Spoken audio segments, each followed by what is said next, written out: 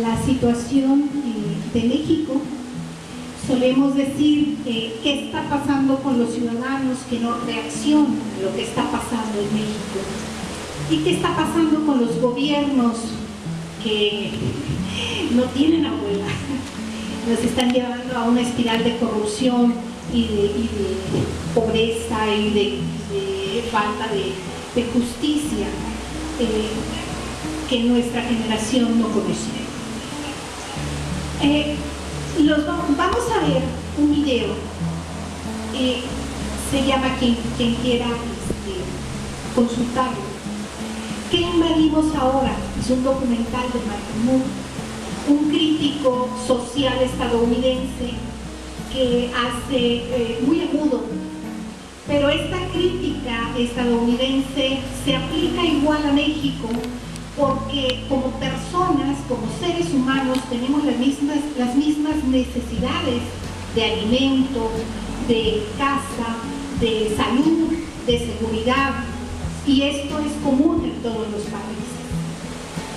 Vamos a ver en el video ejemplos de cómo una pirámide, un sistema en pirámide autoritario filtra no solo la corrupción a la base, sino también las malas prácticas y las malas administraciones y los vicios que esto trae.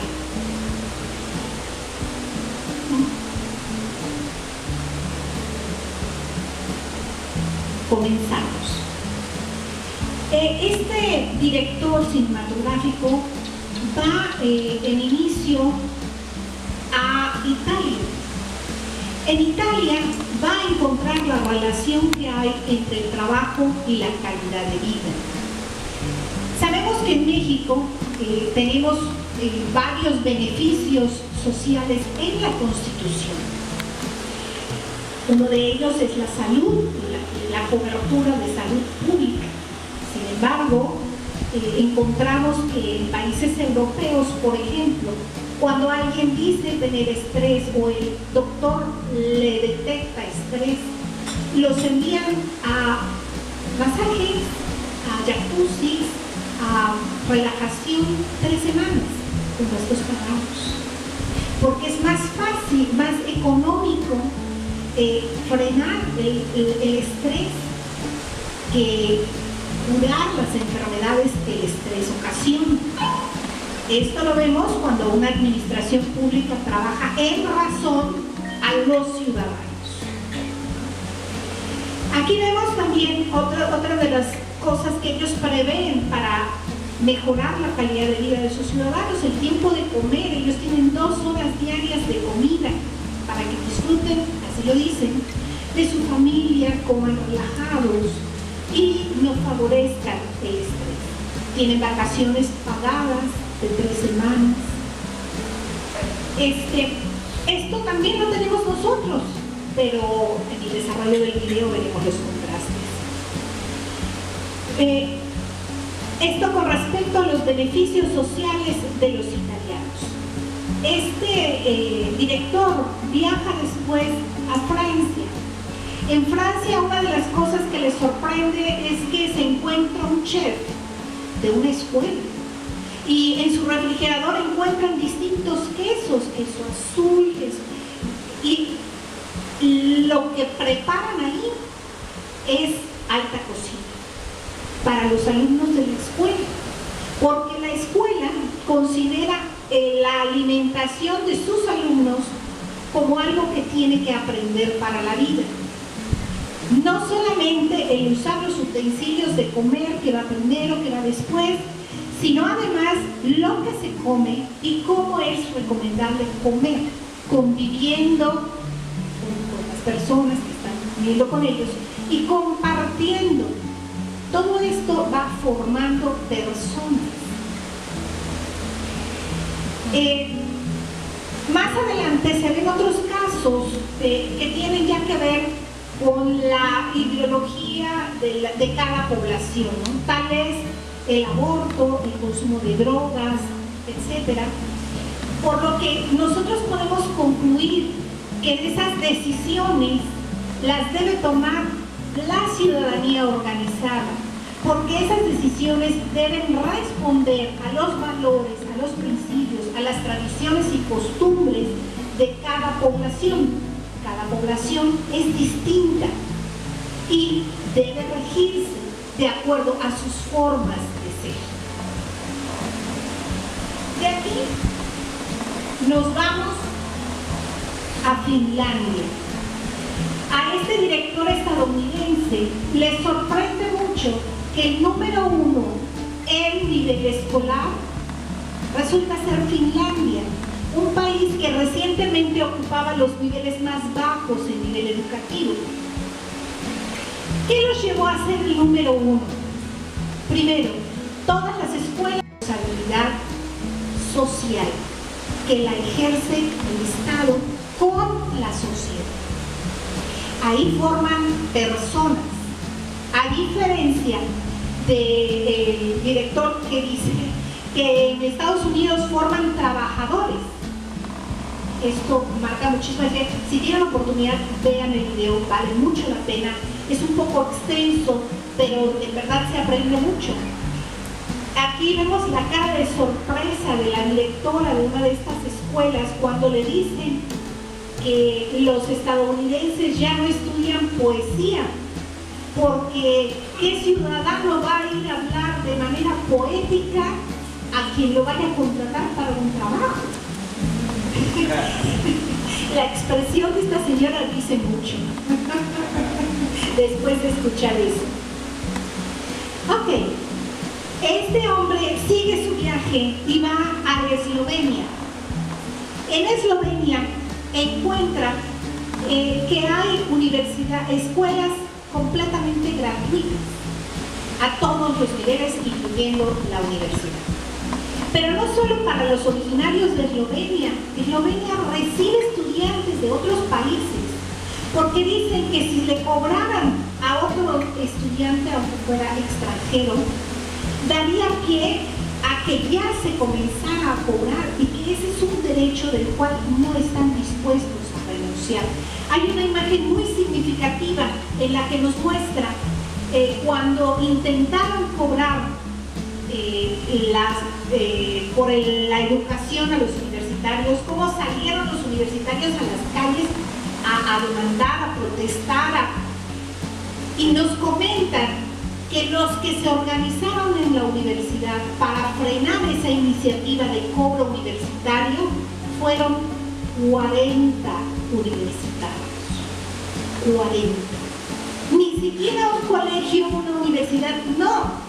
Fueron 40 personas que se sentaron a estudiar cuáles eran las opciones que tenía que ser esta. Y se sentaron a negociar y a dialogar con las autoridades para que se cancelara el cobro de la universidad. Entonces, en esta universidad hay estudiantes de todo el mundo, pero muchos estadounidenses, porque dicen que en Estados Unidos no hubieran podido estudiar o estarían endeudados con algo que les llevaría gran parte de su vida a pagar. Esta es la lección de Eslovenia. Obviamente, al tener un pueblo educado, su nivel de vida se eleva muchísimo y se mantiene elevado. Continuamos después en Alemania. En Alemania encuentran dos temas. Igual, la educación es muy buena.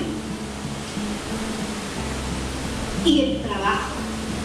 En Alemania consideran, al igual que en Japón, pero él fue alemán, que cada uno de los integrantes de la producción es experto en su área. Entonces, su opinión es invaluable, es importantísima. Por tanto, estos trabajadores, sea lo que sea que tengan de función en la producción, forman parte de los consejos directivos, porque tienen mucho que aportar en su área y desde su obra. Esto hace una democracia en los trabajos que permite que haya una representatividad. Aquí nos comentan, no, en Francia nos comentan que cada uno de los logros, las vacaciones y los beneficios sociales, nada ha sido regalado.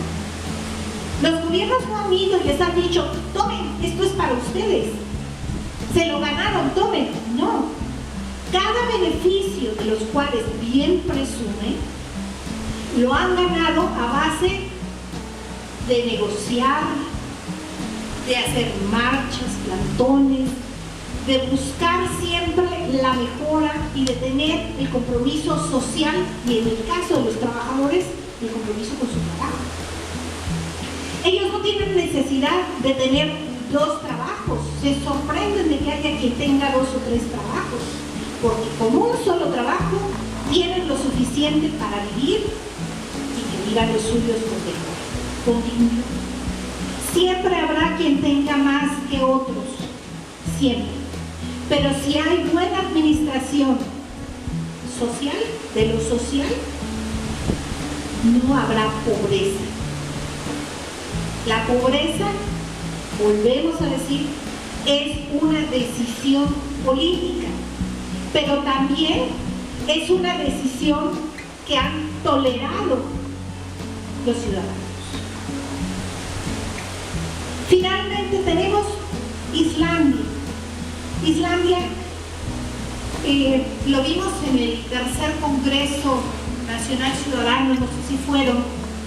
Islandia con la guerra de cacerolas. En Islandia el gobierno los endeudó tanto que ellos dejaron de no solo consumir, sino tuvieron que empezar a vender sus cosas para sobrevivir, para poder pagar la deuda externa del país.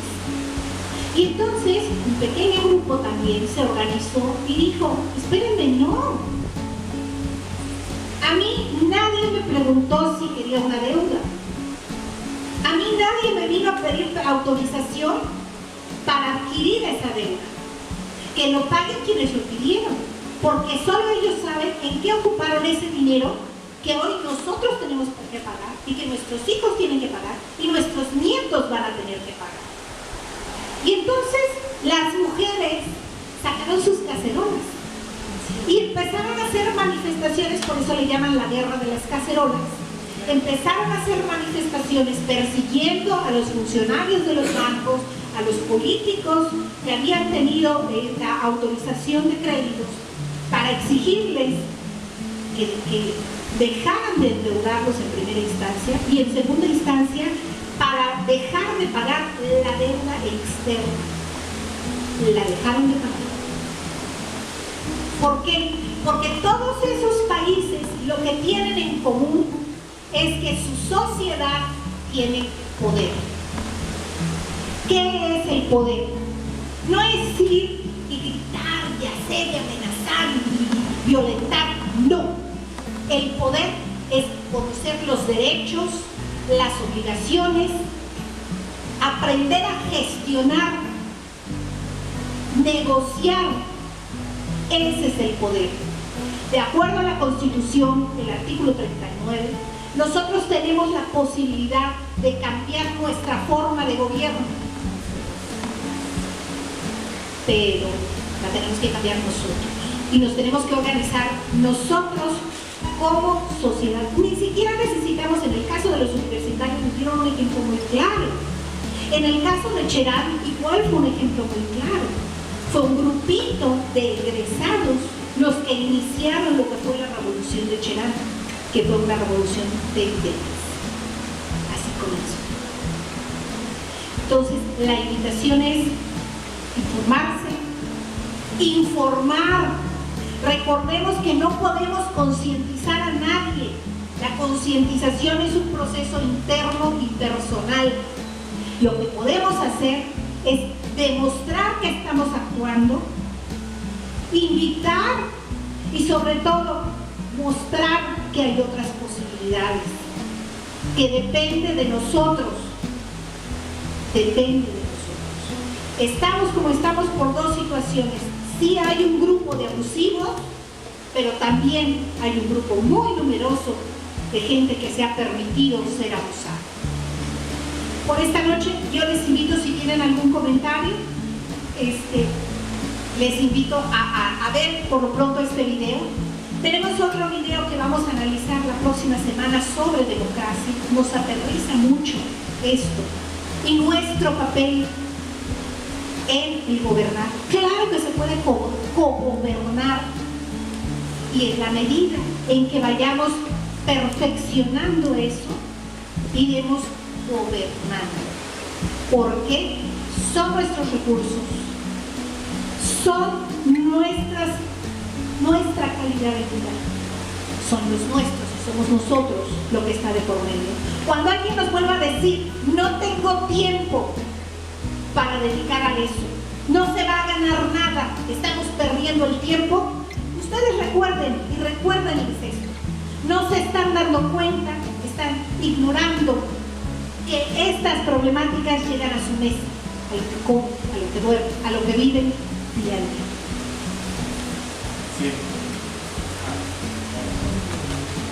Sí, bueno, gracias. Sí, sobre todo, ahorita que comentabas, ¿no?, con respecto de la autoridad, yo hace unos años tomé un curso justamente sobre el manejo del ego, y es muy importante ver cómo nosotros desde que somos niños, cuando empezamos a crecer, empezamos a hacer muchas preguntas, y de repente nuestro papá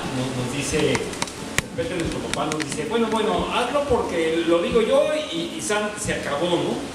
Y a raíz justamente de esa información se forma una cuarta decisión de ley que dice, no preguntes, haz y obedece lo que tu autoridad diga, ¿no? Y entonces es por esa misma situación que nosotros ya de repente vamos siendo más grandes, y vemos alguna situación, y, híjole, ¿digo algo? No, cállate.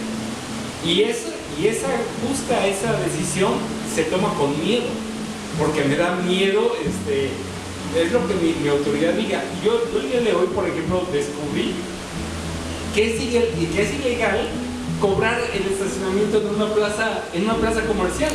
Y yo recuerdo que en Morelia hace mucho tiempo de repente llegué al estacionamiento, y ya hay que pagar. Bueno, pues hay que pagar, ¿no? Y uno no dice efectivamente nada, justo por esos miedos que tienen, ¿no? Cuando efectivamente son situaciones que nos están directamente afectando en nuestro bolsillo. Sí, aquí tuvimos la situación de que se pretendía hacer cobro a las plazas locales, y sí hubo integración social para evitar ese cobro. Sin embargo, curiosamente, para esa situación sí hubo una integración social impresionante, pero las cosas de fondo, todavía esa integración no la vemos. Y ahorita que comentabas eso, me acuerdo de otra de las partes del video en Alemania, que habla sobre cómo hoy los jóvenes viven el holocausto, ¿no? Alemania. Ellos recuerdan qué fue lo que pasó, no lo ignoran, lo aprenden en las escuelas, lo ven a diario, porque hay en las ciudades distintas formas de conmemorar el holocausto. Dicen que la mejor forma de mejorar algo es aceptándolo en primera instancia, conocer la historia y no olvidar. En Yucatán, particularmente, nosotros no conocemos nuestra historia. Hoy está Lupe, nos ayudaría con esto. La historia de esclavitud de Yucatán fue una historia, un pasaje muy fuerte, un pasaje que grabó la forma de ser y de hacer de los yucatecos, que hoy por hoy casi no se estudia, casi no se sabe, no se conoce. La guerra de castas. Ajá. Y es indispensable, también lo abordaremos en otra de las pláticas, es indispensable conocer, aceptar qué fue lo que pasó, ¿no?, para poder entender por qué hoy no nos atrevemos a decir a la autoridad eso no, porque fue muy lamentable, murió muchísima gente, duró muchos años y nos grabó. A los yucatecos nos grabó. Pero necesitamos superarlo y necesitamos Los yucatecos han hecho en su historia, además de eso, cosas maravillosas. Lograron su independencia de forma antes que el resto del país. Hicieron su constitución. Tenemos una historia maravillosa. ¿Por qué? Porque había un intercambio directo con Europa. Antes de Yucatán tener contacto con México, Yucatán tuvo contacto con Europa, directo la Ilustración. Entonces, todos los avances que llegaron a México, muchos de los avances en política que llegaron a México, llegaron a través de yucatecos, por lo que ya se había hecho en Yucatán. Entonces, es importantísimo esto. Más adelante programaremos cursos con especialistas de esta historia que nos permita conocer, comprender y ubicar por qué tenemos estos miedos, ¿no? Que se han traducido, se han ido pasando a través de la educación. No te metas en problemas, ten cuidado lo que diga el jefe, no, tú mejor no opines, callado, vas a perder tu trabajo, te vas a ver mal, ¿no? Creo que ese es el más fuerte, el que les van a bajar el sueldo si hacen algo. Es lo más fuerte que hay aquí. Y es real. Y es real. Es real. Con la comida no se juega. Es real. Pero lo que tenemos que ver es que esto es una balanza de poder, que es lo que decíamos. Cuando hay un abusador es porque hay un abusado que lo permite. Si el abusado va empoderándose y reivindicando su dignidad, de eso se trata esto.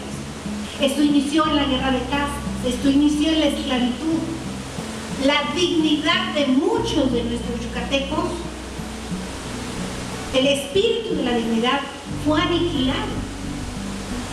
Pero no solo entonces, hoy si revisamos cuáles son las familias que tienen el poder político y económico del Estado, de la península, siguen siendo los mismos hacendados de entonces y que tienen las mismas prácticas para tener un sistema moderno de esclavitud, que es lo que decías del video de democracia.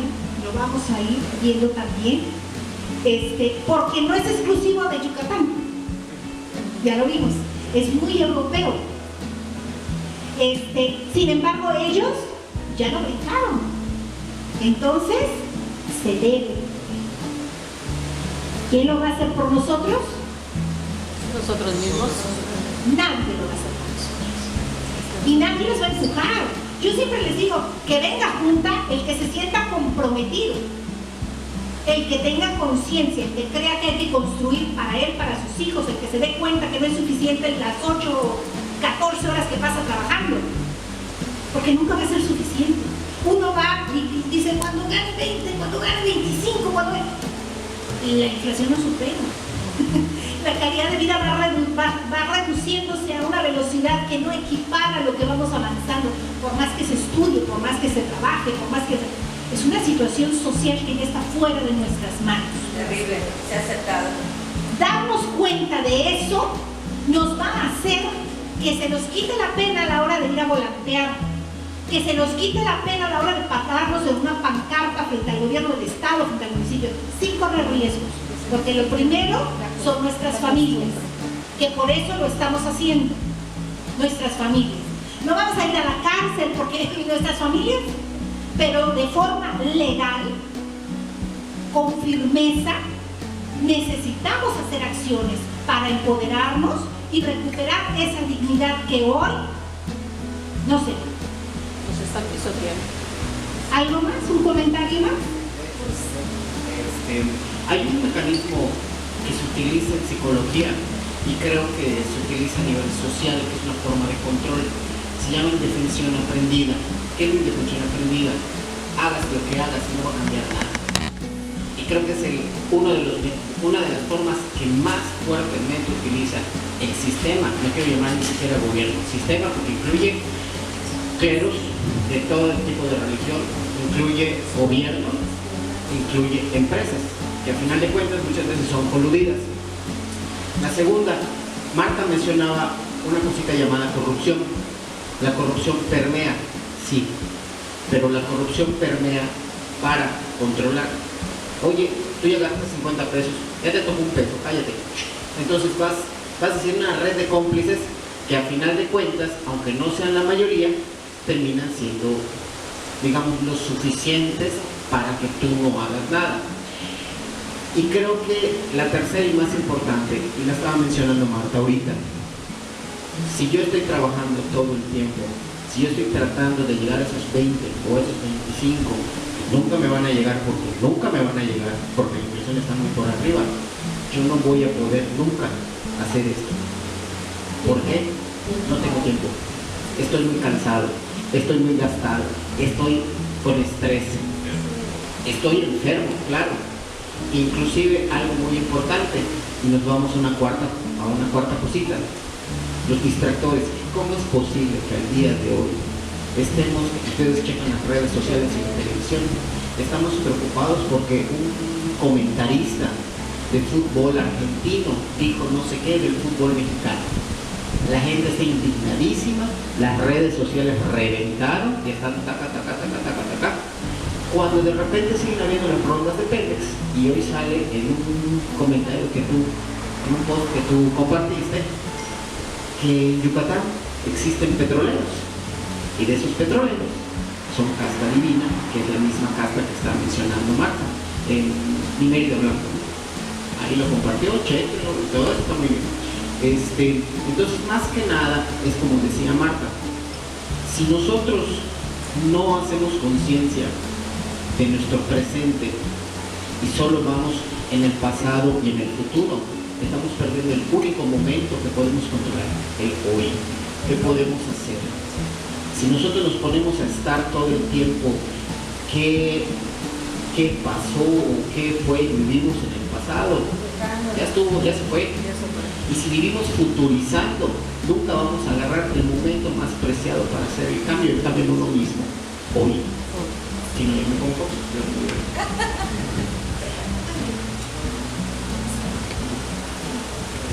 Bueno, yo soy historiador, tenemos que hacer un comentario sobre la guerra de castas. Si quieren saber de la guerra de castas, a mí me encanta este tema, con todos los autores que entienden poco por la guerra de castas, qué pasó, quiénes participaron, porque un comentario.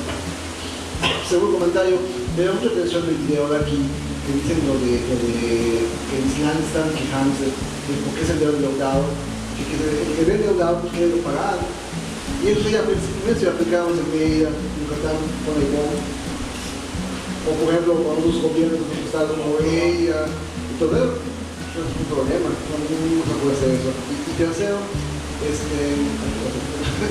el tercer cosa que iba a hacer, yo muchas veces, la verdad es que soy algo sincero, cada director y más me invitado a venir acá, yo muchas veces me decía a mí mismo, me da la pena venir acá, porque me estoy arriesgando mucho, decía yo, ¿por qué? Me van a pegar, me van a meter a bote, voy a hacer, pero muchas veces cuando yo caminaba por la calle, en el lugar que voy, y veo gente buscando en la basura comida, gente que se está muriendo en nuestro país, en Yucatán, pasa de que yo he entrevistado, están muriéndose de hambre. Yo digo, tengo que hacer algo para cambiar esto. No puedo seguir pasando con diferente. Déjenme decir, mi mamá, mi mamá dice, me van a meter al bote, me van a dar la franquicia, déjenme descubrir. Pero yo tengo que hacer algo en nuestro país. Es increíble que nuestro país están muriéndose de hambre, en balaceas, secuestros, extorsiones. Tenemos que hacer algo para cambiar nuestro país. Y yo hago por mí. Lo hago por mis hijos, porque yo quiero que a mis hijos vivan en un país que no haya nueva corrupción, que podamos salir a la calle y secuestran de frente, matos de violen, algo. Pues yo por eso lo hago y también me indigna mucho ver tanta pobreza en mi país. Y rápidamente, por eso de Pemex, rápidamente. En Pemex, yo tenía un tío en Pemex que me decía, ¿qué trabaja en plataformas en eso? Y acá me decía, ¿no te imaginas en plataformas? O si te estás en buffets.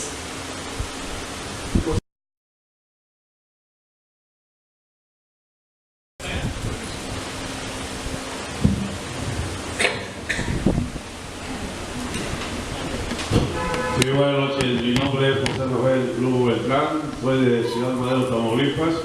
Conasi de Ciudad Madero. Sí, como decía Martita, verdad que la concientización de cada persona pues queda en lo propio, ¿verdad? Pero yo pienso un poquito diferente a que a las personas, como la idiosincrasia del mexicano, pues está muy turbia, ¿verdad? No de todo, ¿verdad? Pero sí de muchos. Entonces, concientizarlos en la situación o la cuestión de los trabajos que efectúa CONACYT con acciones de hechos. Por ejemplo, nosotros en Ciudad Madero hicimos un paro, paramos la terminal de abastecimiento de combustibles, de gasolina, gasóleo, gas, varios productos. Estuvimos ahí 33 horas, no dejamos entrar ni salir ninguna pipa, con lo cual paramos 5 estados de la República, e inclusive los aeropuertos de Monterrey, de Tampico y San Luis Potosí. Entonces, pues, algún broncón, ¿verdad? E inclusive hubo orden de aprehensión en contra del coordinador de CONACYT de Tampico y en contra de mía, que soy coordinador de CONACYT de Madero. Sin embargo, yo pienso que fue para meditarnos, porque pues, yo no me amparé, no busqué ningún amparo, y si me van a meter a la cárcel, pues que me meta, ¿verdad? Yo no estoy cometiendo ningún delito. Estamos exigiendo los derechos de los mexicanos nada más. Entonces, a Dios gracias no suscitó nada al respecto, ¿verdad? No hubo cárcel y sigo sin amparo, ¿no? Posteriormente, como a los 15, 20 días, hicimos otro paro en la Hacienda, Secretaría de Hacienda y Crédito Público en Tampico, y tampoco suscitó nada, ¿verdad? Inclusive, cuando estuvimos ahí en la terminal de Madero, iban los rondines, los federales, de los soldados, policía estatal, tránsito, se acercaban a platicar con nosotros. En su rostro nos dábamos cuenta de que estaban de acuerdo de lo que estábamos haciendo. Hasta nos felicitaban por debajo del agua, ¿verdad? Porque ellos no pueden manifestarse porque si no, pues los van a correr. Entonces nos dimos cuenta que ellos también no están de acuerdo con el gobierno, ninguno de las áreas de vigilancia. Entonces la cuestión es para concientizar a la ciudadanía, que es muy difícil porque los ciudadanos, pues, como decía Martita, la dignidad, pierden la dignidad, no la tienen, no de manera conocen, pierden la moral, pierden los principios, pierden su república, ya sea de cuál república, ¿verdad? Y entonces, así como esto, hay que trabajando, demostrándole a la ciudadanía, como lo ha estado haciendo Gilberto Lozano. Ahorita, precisamente el día de hoy, hicieron un paro en unas casetas de peaje en Jalisco, la carretera que va a Jalisco Colima, y así sucesivamente. Ahí sí no afectamos a nada. En lo que sí yo no estaba de acuerdo era en parar a las gasolineras, porque ahí sí estábamos afectando a terceras personas, no a los dueños de las gasolineras, sino a la ciudadanía. Y en las casetas de peaje sí estoy de acuerdo, porque ahí no estamos afectando a nadie, porque en el artículo 6 constitucional dice muy claramente que podemos hacer cualquier movimiento siempre y cuando no afectemos a terceros, y al perjudicar a terceros, pues sí ya nos vamos a meter en problemas legales. Y con las casetas de peaje no, porque las casetas de peaje precisamente no deben de existir porque estamos pagando los impuestos. Aquí en México pagamos 52 impuestos de todos los niveles, federal, estatal y municipal. Entonces, las casetas de peaje no deben de existir, porque inclusive hay carreteras que le llaman autopistas, entre comillas, ¿verdad? Que no son autopistas. Nada más que desafortunadamente el mexicano dice, no, pues voy a la autopista, no, pues no voy a hacer una autopista, para empezar está fea la carretera con hoyos, zanjas. Y una carretera de 2 carriles no es autopista, 2 de ida y 2 de regreso, esa no es autopista. La autopista de 3, 4 carriles es adelante. Lo que cobran. Sí, no cobran. Por ejemplo, la que está ahí en el crucero que va a Veracruz y Sayula, esa cobra 180 y tantos pesos. Luego la de adelante cobra 170 y tanto, que es la que está re fea. Horrible. Que puede ver uno las llantas y la suspensión. No, sin embargo, le cobran uno. Pero si estuviéramos unidos, entonces no suscitará nada al respecto, ¿verdad? Así como pues hay infinidad de circunstancias que CONACYT tenemos demasiado trabajo, ¿verdad? E inclusive decía también que no tengo tiempo, que tengo sueño, estoy enfermo, etcétera, pretextos estúpidos, ¿verdad? Pero sin embargo, cuando nosotros levantábamos las firmas para meter a la cárcel a Peña Nieto, que eso está ahorita trabajando precisamente el día 12 de este mes, en la mañana, hay que ir a, bueno, va a ir Gilberto a México y bastantes conazis de la República para ratificar el acta de la demanda penal contra Peña Nieto y contra el Grupo IGA, contra Videgaray, contra la vieja de la esposa de Peña. Si se me sale una que otra palabra por ahí, disculpen, yo soy muy mal hablado, soy veracruzano. Entonces, es una demanda penal en contra de ellos. Es un grupo grande que está demandado penalmente. Y de ahí también se presentó ante el Congreso de la Unión el desafuero de Peña Nieto, de Videgaray y demás pandillas de Peña. Entonces también levantamos en Tamaulipas para erradicar o derogar la tenencia vehicular o uso de vehículo. Entonces hay mucho trabajo que ya levantamos firmas. Y acabamos de levantar las firmas aquí en Mérida también, ¿verdad? La cuestión de erradicar o derogar el fuero, reducir de 128 a 32 los diputados federales, los senadores, los diputados, eliminar los 200 diputados plurinominales, son 4 conceptos, cero dinero a los partidos políticos. Entonces todo eso también lo estamos ahorita, eso fue en el mes de mayo. En mayo que se recabaron todas las firmas que se mandaron ya a la base que es Monterrey, es el Nacional de Monterrey. Entonces todo eso lo estamos trabajando, ¿verdad? Y ahorita, pues en Madero, Ciudad Madero, ahorita estamos trabajando con lo que es la salud, porque tanto los hospitales del ISSSTE, del Seguro Social y de Petróleos Mexicanos, pues no hay medicamentos. Pienso que es a nivel nacional, ¿verdad? Porque todo ese dinero se lo están robando. E inclusive se roban el dinero de los jubilados. Había un fideicomiso de más de 300,000 millones de pesos de los petroleros y se lo robó Calderón y su pandilla. Y así sucesivamente, hay mucho trabajo. Y ese trabajo pues, lo tengo que repartir entre todos los colasis a nivel nacional y la ciudadanía, ¿verdad? Entonces yo pienso que la ciudadanía sí tiene que concientizarse porque nos está afectando. Sabemos que hay mucha ignorancia, ¿verdad? Con las telenovelas, con el fútbol, ¿verdad? Como está diciendo el amigo, de que se enojan más por una mala expresión de un comentarista que por lo que le están haciendo a su familia y a ellos mismos, ¿verdad? Entonces, pues, eso cala, ¿verdad? Pero no tenemos por qué enojarnos, al contrario, ser más inteligentes que ellos y poder discutir de tú por tú. Por ejemplo, yo al presidente municipal de mi ciudad, yo no lo respeto. O sea, no le hablo con grosería, pero sí lo tuteo, no porque sea yo mayor que él, no, sino porque no hace su trabajo.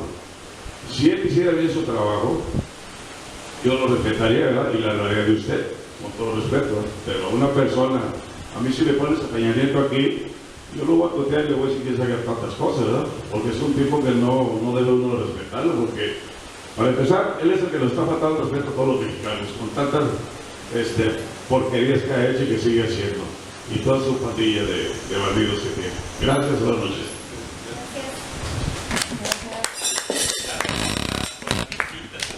Sí, gracias por la visita. Iban a sacar un camión de Pemex y las señoras los pusimos al frente. Y luego que nos querían aventar un paso al frente y dimos un paso al frente. Eso es importantísimo, porque es otra cosa que se trata ¿qué país es? En Islandia. El papel de la mujer y cómo ha cambiado. O sea, sabemos, la psicología, la neurociencia nos dice que el cerebro del hombre y el cerebro de la mujer son muy distintos. Son distintos. O sea, la neurociencia, ¿perdón? Porque somos más inteligentes las mujeres. No es que uno sea mejor que el otro, no. Son diferentes. tienen habilidades diferentes. Entonces, esto hace que si en las administraciones públicas la visión que regula que domina es la del hombre, hay una parte en el ser humano que no se está contemplando, que tiene que ver con mayor sensibilidad, con mayor sentido social, aquello que nace de la maternidad y se proyecta en vivir en familia. Las decisiones públicas que no están reflejando la otra parte del ser, que es lo femenino, está haciendo falta y se están cayendo en la cuenta que no está complementando lo que es la sociedad. Entonces, ellos sí lo están haciendo y están teniendo efectos en la aplicación de esto y nos hablan de esto en el video. Bueno, finalmente terminamos aquí este video. Gracias, vamos a dividirnos ahorita en los equipos para trabajar en nuestras comisiones, como ya habíamos comentado, y seguimos adelante. ¿Cómo se llama el video? Invadamos. ¿Dónde invadimos? ¿Qué invadimos ahora? ¿Qué invadimos ahora? Pero está en Bueno, ajá, está en nuestra blanca media. Pues para la grabación, buenas noches, y para nosotros a trabajar. Hasta luego.